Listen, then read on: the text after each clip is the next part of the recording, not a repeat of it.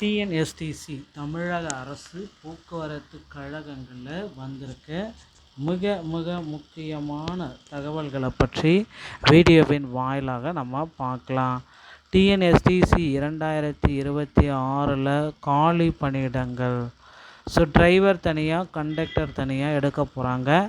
எவ்வளவு காலி பணியிடங்கள் எடுப்பாங்க அப்படின்னு பார்த்தீங்கன்னா, அந்த டிஎன்எஸ்டிசியை பொறுத்தவரை 28,000க்கும் மேற்பட்ட 28,000 காலி பணியிடங்கள் டிஎன்எஸ்டிசியில் ரெடியாக இருக்குது. எப்போ இதை சிறம்பட கொண்டு வர போகிறாங்க பார்க்கலாம். 2025 டிசிசியோடைய நியமன முறைகேடு. முதல்வர் விஜய் அவர்கள் இதற்கு ஒரு ஃபுல் ஸ்டாப் வைக்க போகிறாரா என்றதெல்லாமே வீடியோவில் பார்க்கலாம்.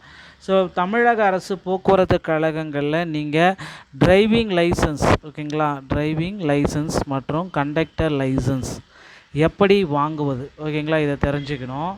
தமிழக அரசு போக்குவரத்து கழகங்களில் புதிய மாற்றங்கள்.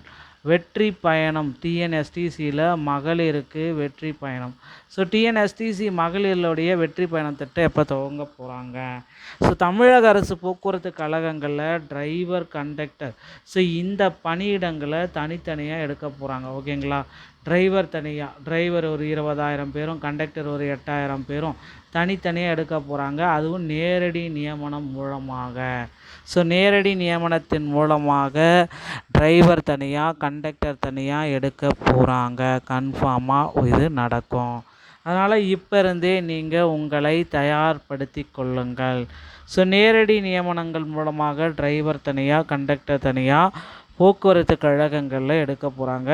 அதனால் இப்போ இருந்தே நீங்கள் டிரைவிங் லைசன்ஸ் மற்றும் கண்டக்டர் லைசன்ஸ் இரண்டையுமே தயார் நிலையில் பெற்று வைத்து கொள்ளுங்கள். போக்குவரத்து கழகங்களில் இது எல்லாமே பின்பற்றி நீங்கள் ஜாயின் பண்ணலாம். மேலும் போக்குவரத்து கழகங்களில் சில விதிமுறைகளை அவங்க கொடுத்துருக்காங்க. அதை பின்பற்றியே ஆக வேண்டிய சுச்சுவேஷனுக்கு நீங்கள் தள்ளப்படுறீங்க. சிறந்த முறையில் போக்குவரத்து கழகத்தில் டிரைவர் தனியாக, கண்டக்டர் தனியாக தமிழ்நாடு அரசு எடுக்க போகிறாங்க. 2026 நியமனத்தில் அது இருக்கும். டிஎன்எஸ்டிசி 2025 நியமனங்களில் நிறைய முறைகேடு. எங்கே திறந்தாலும் டிஎன்எஸ்டிசியில் இங்கே பார்த்தாலும் முறைகேடு, அங்கே பார்த்தாலும் முறைகேடு, எங்கே பார்த்தாலும் இந்த டிஎன்எஸ்டிசியில் முறைகேடு.